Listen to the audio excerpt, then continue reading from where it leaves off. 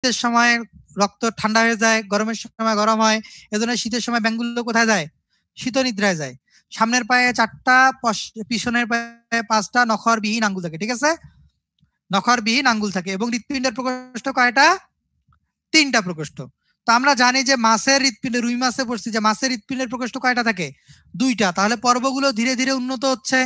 অ্যামফিবিয়ায় এসে প্রকোষ্ঠ কয়টা হয়ে গেল? ৩ টা। তাহলে রেপ্টেলিয়ায় গিয়ে কয়টা হবে? দেখবো আমরা। তাহলে দেখো, মাছের ক্ষেত্রে আমরা হৃৎপিণ্ডের প্রকোষ্ঠ দেখছি ২ টা। অ্যামফিবিয়ায় এসে কয়টা হইছে? ৩ টা। রেপ্টেলিয়ায় গিয়ে হবে ৩.৫ টা। আরেকটু উন্নত, কয়টা হবে? ৩.৫ টা। এবং তারপরের যে পর্বটা এভিস, এভিসে গিয়ে কয়টা হবে? ৪ টা।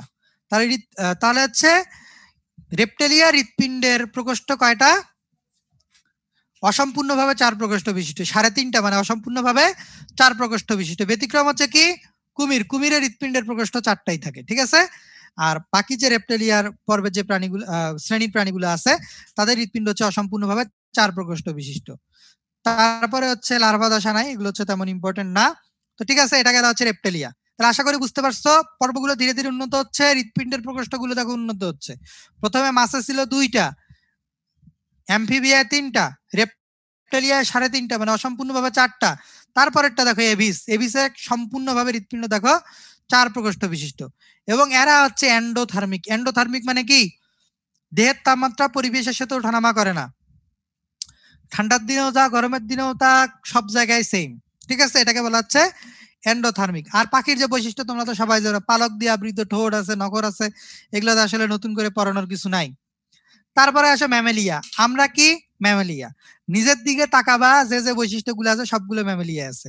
তো ম্যামেলিয়া বা স্তন্যপায়ী, তার মানে মায়ের বুকের দুধ পান করার জন্য স্তন্যপায়ী। তাহলে কি তার স্তন গ্রন্থি থাকবে। তারপরে দেখো দেহে লোম আছে।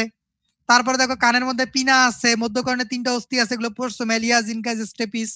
তারপরে তোমাদের ডায়াফ্রাম আছে, মধ্যচ্ছদা যেটাকে আমরা বলতেছি, লোহিত রক্তকণিকা। তোমরা হচ্ছে মধ্যচ্ছদা হচ্ছে কি করতেছে? আমাদের মানে উদর অঞ্চল থেকে বক্ষ অঞ্চলকে আলাদা করে রাখতেছে, দুইটার মাঝখানে একটা পর্দা, যেটাকে আমরা বলতেছি ডায়াফ্রাম বা মধ্যচ্ছদা। তারপরে লোহিত রক্তকণিকায় তোমরা পড়ছো, পরিণত লোহিত রক্তকণিকায় নিউক্লিয়াস নাই, হৃৎপিণ্ডের প্রকোষ্ঠ ৪ টা, ২ টা অ্যাট্রিয়াম, 2 টা ভেন্ট্রিকল, এবং আমরা হচ্ছে কি এন্ডোথার্মিক। অ্যান্টার্কটিকায় গেলেও তোমাদের টেম্পারেচার ৩৭ ডিগ্রি থাকবে। এখানে বসে থাকলে তোমার টেম্পারেচার ৩৭ ডিগ্রি থাকবে। ৩৭ ডিগ্রি। ঠিক আছে? তো এটাই ম্যামেলিয়ার বৈশিষ্ট্যগুলো, আসলে মুখস্থ করার কিছু নাই। আমরা যা তোমরা যা সেটাই হচ্ছে ম্যামেলিয়া। এখন সকল মেরুদণ্ডী প্রাণী কর্ডেট, সকল কর্ডেট মেরুদণ্ডী নয়। এটা তোমাদের এইচএসসির জন্য ইম্পর্টেন্ট ছিল, এখন খুব বেশি ইম্পর্টেন্ট না। তারপরে অনেকের হচ্ছে বোঝার ঘাটতি থাকে, তারপরে বুঝাই দিই। দেখো কর্ডেট যারা, কর্ডেট কাদেরকে বলতেছি? যাদের ভ্রূণ অবস্থায় নটোকর্ড থাকে তারাই হচ্ছে কর্ডেট। এখন ভ্রূণ অবস্থা থেকে যখন তারা জন্ম নেয়, জন্ম নেওয়ার পরে কারো কারো নটোকর্ডটা বিলুপ্ত হয়ে যায়, আর কারো কারো নটোকর্ডটা মেরুদণ্ডে পরিণত হয়। ঠিক আছে? তাহলে কর্ডেট কাদেরকে বলতেছি? যাদের ভ্রূণ অবস্থায় নটোকর্ড আছে তারাই হচ্ছে কর্ডেট। এখন এরা যখন পরিণত হয়, কারো কারো ক্ষেত্রে নটোকর্ডটা মেরুদণ্ডে পরিণত হয়, তারা হচ্ছে মেরুদণ্ডী।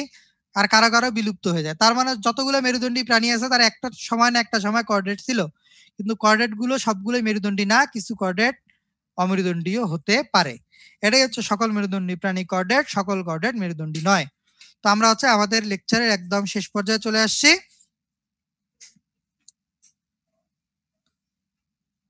এখন কারো কোনো প্রশ্ন থাকতে পারেন, যদি কোনো প্রশ্ন থাকে তাহলে বলো। একজন বলতেছে যে ভাই সায়েন্টিফিক নেমগুলো লাগবে কিনা? না, সায়েন্টিফিক নেমগুলো লাগবে না।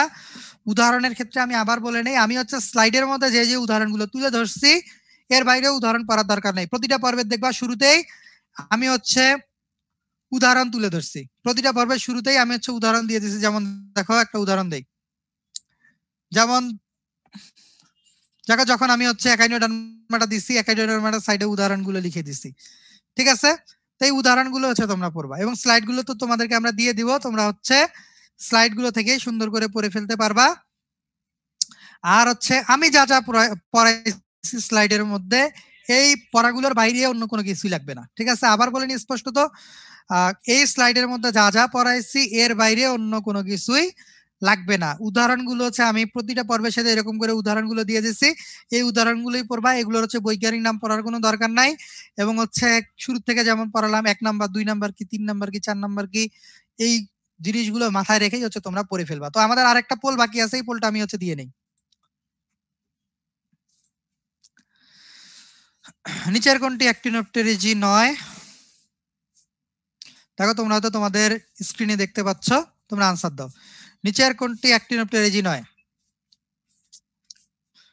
নিচের কোনটি অ্যাক্টিনোপটেরিজি নয়? নিচের কোনটি অ্যাক্টিনোপটেরিজি নয়? আমি নয় বলছি, আশা করি 100% তোমরা সঠিক আনসার দিবা। অনেকে ভুল আনসার দিচ্ছ, একটু চেঞ্জ করো, চিন্তা ভাবনা করো, ঠিক আছে?